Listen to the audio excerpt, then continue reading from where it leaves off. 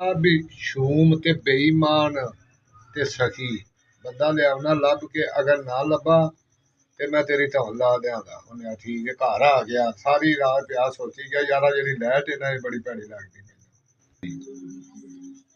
ਹੁਣ ਸਖੀ ਸ਼ੂਮ ਤੇ ਬੇਈਮਾਨ ਦਾ ਪਤਾ ਲੱਗੇ ਤਾਂ ਫੇਰ ਵੀ ਸਵੇਰੇ ਦਿਨ ਚੜ ਗਿਆ, 8 ਵਜ ਗਿਆ, ਟਾਈਮ ਹੋ ਗਿਆ। ਉਹਦੀ ਜਨਾਨੀ ਨੇ ਅੱਜ ਆਂਦਾ ਨਹੀਂ। ਉਹਨੇ ਮੈਨੂੰ ਬਾਦਸ਼ਾਹ ਨੇ ਇੱਕ ਸਵਾਲ ਦੱਸਿਆ ਤੇ ਮੈਨੂੰ ਪਤਾ ਨਹੀਂ। ਉਹਨੇ ਕੁਛ ਆਖਿਆ ਚਾਹੀਦਾ, ਇੱਕ ਬੇਈਮਾਨ ਚਾਹੀਦਾ, ਇੱਕ ਸ਼ੂਮ ਚਾਹੀਦਾ। ਜ਼ਿਮੀਦਾਰ 20 ਸੇਰ 30 ਸੇਰ ਬੀਜ ਚੁੱਕੇ ਜਾ ਕੇ ਪੈਲੀ 'ਚ ਸੱਟ ਦਿੰਦਾ, ਉੱਥੋਂ ਹੀ ਕੀੜੇ ਖਾਣੇ ਸ਼ੁਰੂ ਹੋ ਜਾਂਦੇ ਨੇ।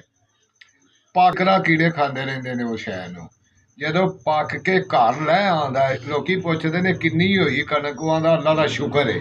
ਜ਼ਿਮੀਦਾਰ ਸਹੀ ਬੇਈਮਾਨ ਸੱਕੀ ਮਾਂ ਨੂੰ ਜ਼ੇਵਰ ਬਣਾ ਕੇ ਦੇ ਦੇਣਾ ਤੇ ਉਹਦੇ ਖੋੜ ਰੱਖ ਲੈਦਾ। ਬੇਈਮਾਨ ਹੀ ਸੁਨਿਆਰਾ।